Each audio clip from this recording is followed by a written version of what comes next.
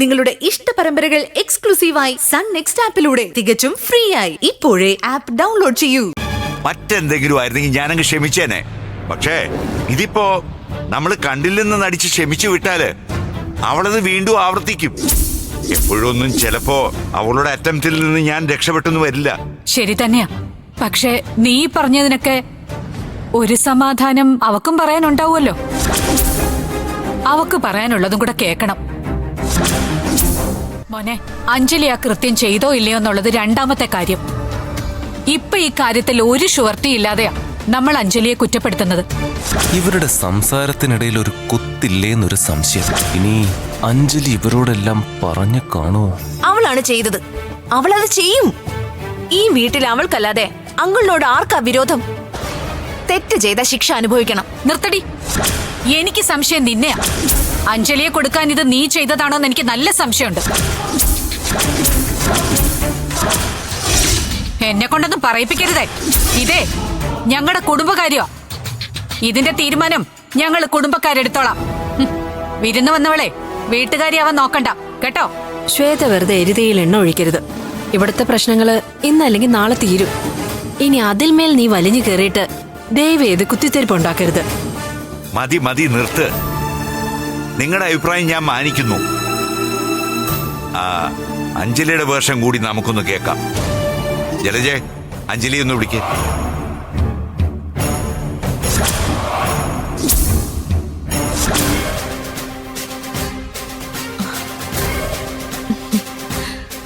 എന്റെ ദൈവമേ, എന്താ ഒരു മനസ്സ് കുളിരുന്ന കാഴ്ച. ഇങ്ങനൊരു കാഴ്ച ഇത്ര പെട്ടെന്ന് കാണാൻ പറ്റുമെന്ന് ഞാൻ സ്വപ്നത്തിൽ പോലും കരുതിയതല്ല. നിന്റെ മംഗല്യസൂത്രം ഉണ്ടല്ലോ, അത് ഇന്നത്തോടെ ഞാനങ്ങ് പൊട്ടിച്ചെറിയും. നീ ഇവിടെ കുറെ റാണി കളിച്ചില്ലേ, ഇനി മതി, നിർത്തിക്കോ. ഇനി എന്റെ ഊഴ. ഞാനൊന്ന് റാണി കളിക്കട്ടെ. നാളെ മുതല് പുതിയ പൊറുതി അങ്ങ് ജയിലില്. ഞാൻ ഇത്രയും വേഗം വിജയിക്കുമെന്ന് പ്രതീക്ഷിച്ചതേ ഇല്ല. നിന്റെ വിചാരണയ്ക്ക് വേണ്ടി എല്ലാവരോടും വെയിറ്റിംഗില്.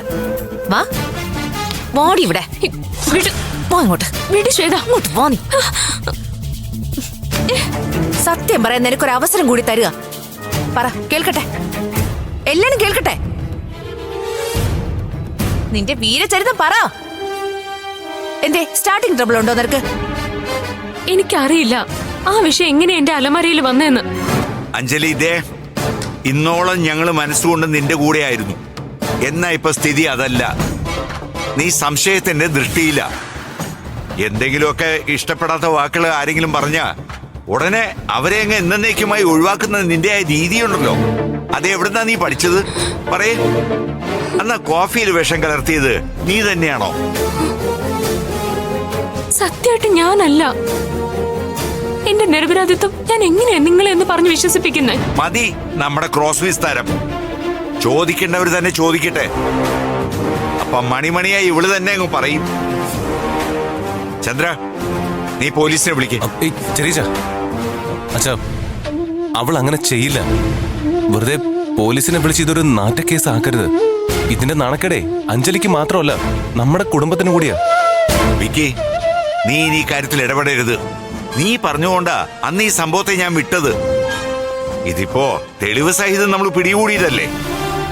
അന്നെങ്ങാനും എന്റെ കാര്യം തീർന്നു പോയിരുന്നെങ്കിലോ? അഞ്ജലി മോളെ, എന്തെങ്കിലും ഉണ്ടെങ്കിൽ അത് തുറന്നു പറയ്. നമ്മളൊക്കെ മനുഷ്യന്മാരല്ലേ. ചില സമയത്തെ ബുദ്ധിമോശം കൊണ്ട് സംഭവിച്ചതാവാം. അഞ്ജലി മോൾ അങ്ങനെ വല്ലതും ചെയ്തിട്ടുണ്ടോടി? ഇല്ല, മനസ്സാ വാച അറിയാത്ത കാര്യം ഇത്. എത്ര ദേഷ്യം വന്നാലും ഒരാളെ കൊല്ലാനുള്ള ധൈര്യമൊന്നും എനിക്കില്ല. ഞാനല്ല ഇത് ചെയ്തത്. എടത്തി, ചില സമയത്ത് മാത്രം നമുക്ക് തോന്നുന്ന ഒരു മാനസിക പ്രശ്നമാണത്. എടത്തി ചെയ്തൊന്നും ഞാൻ ഒരിക്കലും വിശ്വസിക്കുന്നില്ല. പക്ഷേ ആ പോയിസൺ എങ്ങനെ എടത്തിയുടെ അലമാരയിലെത്തി? അതാണ് ഇവിടുത്തെ അടിസ്ഥാന പ്രശ്നം. അഞ്ജലി എടത്തി വിഷം കലക്കുന്നത് ഇവിടെ ആരും കണ്ടിട്ടില്ല, അതൊക്കെ സത്യം തന്നെയാ. പക്ഷേ ആ പോയിസൺ അഞ്ജലി എടത്തി എന്തായാലും അലമാരയിൽ സൂക്ഷിക്കാനൊന്നും പോകുന്നില്ല. ഒന്നുകിൽ അഞ്ജലി എടത്തിയെ പെടുത്താൻ ആരോ ഒരാള് മനഃപൂർവ്വം അലമാരയിൽ കൊണ്ട് വച്ചതായിരിക്കും അത്. അങ്കിളെ, കണ്ടില്ലേ, എന്ത് ചെയ്താലും ജാമ്യം എടുക്കാൻ ഇവിടെ തന്നെ ആളുകളുണ്ടല്ലോ. ആരും ആരുടെയും പക്ഷമൊന്നും പിടിക്കണ്ട. മാധവ് പറഞ്ഞതിലും കാര്യമില്ലേ? ഞാൻ പലതവണ ആ മുറിയിൽ തൂത്തുവാരാൻ കയറിയപ്പോഴൊന്നും ഒരു വാടയോ അല്ലെങ്കിൽ അലമാരയിലോ ഒന്നും കണ്ടതായിട്ട് ഓർക്കുന്നില്ല. മതി, നിർത്ത്. ഇപ്പൊ എല്ലാവർക്കും ന്യായഗതികളൊക്കെ നിരത്താം. എന്നെ അന്ന് മേലോട്ടങ്ങ് എടുത്തിരുന്നെങ്കിലോ? അതുകൊണ്ട് ഞാനങ്ങ് തീരുമാനിച്ചു ഇനി എന്തു വേണമെന്ന്. ഇനി ഇതിൽ ആരും ഇടപെടണ്ട. എനിക്കറിയാം ഇനി ഏത് വഴിക്ക് എന്ത് ചെയ്യണമെന്ന്. ഇവിടെ ഉണ്ടായിരുന്ന എല്ലാരും കൊള്ളാം. അങ്ങോട്ട് പറയുക. ആഹാ, ബെസ്റ്റ്. എത്തിയല്ലോ മനമാല. കെട്ടും കിടക്കേട്ടാണല്ലോ വരവ്. ദേ, ഇവള് വിളിച്ചു പറഞ്ഞിട്ടാണോ താമസം ഇങ്ങോട്ടാക്കാൻ തീരുമാനിച്ചത്? ഇനിയിപ്പൊ ഇവളുടെ തോന്നിയാസങ്ങൾക്ക് കൂട്ടുപിടിക്കാൻ ഒരാളും കൂടി ആയല്ലോ. ഇപ്പഴാ കോറം തികഞ്ഞത്. മോളെ, എന്താ പറ്റിയത്? പറ്റിയില്ല, പക്ഷെ പറ്റിയേനെ. ഉടയ തമ്പുരാൻ രക്ഷിച്ചു. അതെ അതെ അതെ, ശ്രദ്ധിക്കും. ഞാൻ അങ്ങോട്ട് പോവുകയാണേ. എനിക്കല്പം ധൃതിയോ. അതെ, നിങ്ങളുടെ പ്രശ്നങ്ങൾ നിങ്ങൾ തന്നെ പറഞ്ഞ് തീർപ്പിച്ചുറപ്പിച്ചാൽ മതി. ഞാൻ അതൊന്ന് പറഞ്ഞിട്ട് പോകാമെന്ന് കരുതിയാ ഇങ്ങോട്ട് വന്നത്. ദേ, ഈ നിൽക്കുന്ന തള്ള 25 ലക്ഷം രൂപ അഞ്ജലി എനിക്ക് ഇന്ന് തരും, നാളെ തരും, മറ്റന്നാൾ തരും എന്ന് പറയാൻ തുടങ്ങിയിട്ട് കാലം കുറേ ആയി. അത് കിട്ടാൻ വേണ്ടി തന്നെയാ ഇവരെ ഞാൻ കൂട്ടിക്കൊണ്ടുപോയി എന്റെ വീട്ടിൽ എന്റെ കൂടെ താമസിപ്പിച്ചത്. ഇനിയിപ്പോ അഞ്ജലി എനിക്ക് പണം തരട്ടെ, അപ്പൊ ആലോചിക്കാം തള്ളയെ കൂടെ കൊണ്ടുപോയി നിർത്തണോ വേണ്ടയോ എന്ന്. അതുവരെ ഈ ട്രോഫി ഇവിടെ ഇരിക്കട്ടെ. ആഹാ. പിന്നെ എന്റെ പണവുമായിട്ട് വന്നിട്ട് മതി ഇനി അങ്ങോട്ടുള്ള കാര്യം. മനസ്സിലായോ? അപ്പൊ എല്ലാരോടും ടാറ്റ ടാറ്റ. Okay okay. മോളെ, എന്താ പറ്റിയെന്ന് പറ. അത് യശോദേ, അഞ്ജലിയുടെ മുറിയിന്ന് ഒരു കവർ കിട്ടി. ആ വിഷം തന്നെയാണ് മുമ്പ് രാജന്റെ കോഫിയിൽ കലർന്നിരുന്നേ. അഞ്ജലിയുടെ അലമാരയിൽ എങ്ങനെ വിഷം എത്തി എന്നതാ ഇപ്പൊ ഇവിടത്തെ പ്രശ്നം. അതാണോ? രാജ്മോഹൻ ഒരു കാര്യം ചെയ്യ, പോലീസിനെ വിളിക്ക്. എന്റെ ചെറുമകളെ എനിക്ക് 100-ൽ 110% വിശ്വാസമാണ്. അവൾ അത് ചെയ്യില്ല, അതെനിക്ക് ഉറപ്പാ. അപ്പൊ പിന്നെ പോലീസിനെ വിളിച്ചോ, ഞങ്ങൾ അകത്തെ മുറിയിലുണ്ടാവും. വാ മോളെ.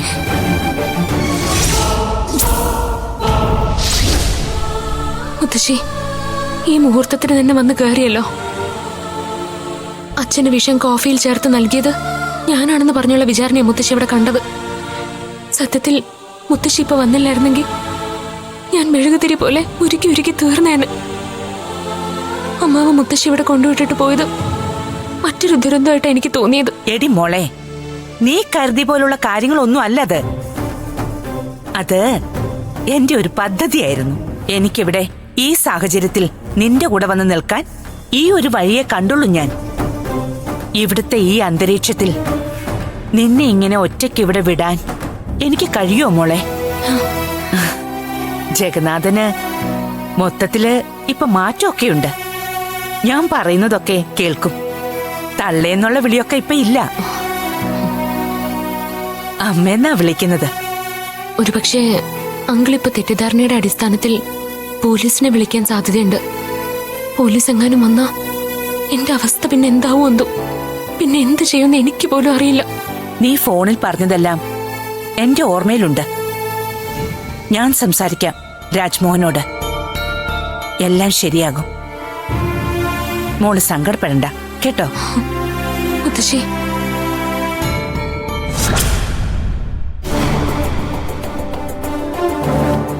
എന്താ അഞ്ജലിക്ക് പറയാനുള്ളത്? ഞാൻ പറയാം. രാജ്മോഹന് കോഫിയിൽ വിഷം ചേർത്തത് അഞ്ജലിയല്ല. ഞാൻ മോളുമായിട്ട് സംസാരിച്ചു. ഇവളെന്നോട് പറഞ്ഞത് തികച്ചും ന്യായമായ കാരണങ്ങളും കാര്യങ്ങളുമാണെന്ന് എനിക്ക് തോന്നി. നിങ്ങളൊക്കെ ഓർക്കുന്നുണ്ടോ ആ ദിവസം വിഷമുള്ളിൽ ചെന്ന് രാജ്മോഹൻ അവശത കാട്ടിയപ്പോ ആരാണ് രാജ്മോഹനെ ആശുപത്രിയിൽ കൊണ്ടുപോകാൻ മുൻകൈയെടുത്തത്? അത് അഞ്ജലി തന്നെയാ. അതെ, അഞ്ജലിയാ. കൊല്ലാനായിരുന്നു അഞ്ജലിയുടെ ഉദ്ദേശമെങ്കിൽ പിന്നെ അവൾ അത് ചെയ്യുമായിരുന്നോ? അഞ്ജലി എന്നല്ല, ഇങ്ങനൊരു ലക്ഷ്യം മുന്നിൽ വെച്ച് പ്രവർത്തിച്ച ആരായാലും അത് ചെയ്യുവോ? അഞ്ജലി ഒരാളെ കൊല്ലാൻ കണക്കാക്കി വിഷം നൽകിയിരുന്നെങ്കിൽ ആദ്യം തെളിവുകൾ നശിപ്പിക്കാനല്ലേ ശ്രമിക്കൂ? തന്നെ കൊടുക്കാനുള്ള തെളിവുകൾ സ്വന്തം അലമാരിയിൽ സ്വയബുദ്ധിയുള്ള ആരെങ്കിലും സൂക്ഷിച്ചു വെക്കുവോ? രാജ്മോഹൻ പറ. അത് പിന്നെ അതും ശരിയാ. രാജനെ അപകടപ്പെടുത്താൻ കാട്ടിയ ബുദ്ധി അഞ്ജലി തെളിവില്ലാതാക്കുന്നതിലും കാണിക്കുമായിരുന്നല്ലോ. യശോദ പറഞ്ഞതിലും ഒരു ന്യായമുണ്ട്. അത് സത്യം തന്നെയാ. അഞ്ജലിയുടെ ഒരു വെപ്രാളവും രാജനെ ഹോസ്പിറ്റലിലാക്കാൻ അവള് കാണിച്ചൊരു ആത്മാർത്ഥതയും ഞാൻ ഓർക്കുന്നു. അതെ അതെ, ഞാനും ഓർക്കുന്നുണ്ടേട്ടാ. ഇനിയെങ്കിലും സത്യത്തെ ഒന്ന് തിരിച്ചറിയേ. ഓക്കെ ഓക്കെ, ഞാനത് മനസ്സിലാക്കുന്നു. ഒരു സത്യം കൂടി ഞാൻ ഇനി പറയാം. ഈ വീട്ടിലുള്ള ആരോ ഒരാൾ തന്നെയാണ് രാജന് കോഫിയിൽ വിഷം ചേർത്ത് നൽകിയിരിക്കുന്നത്.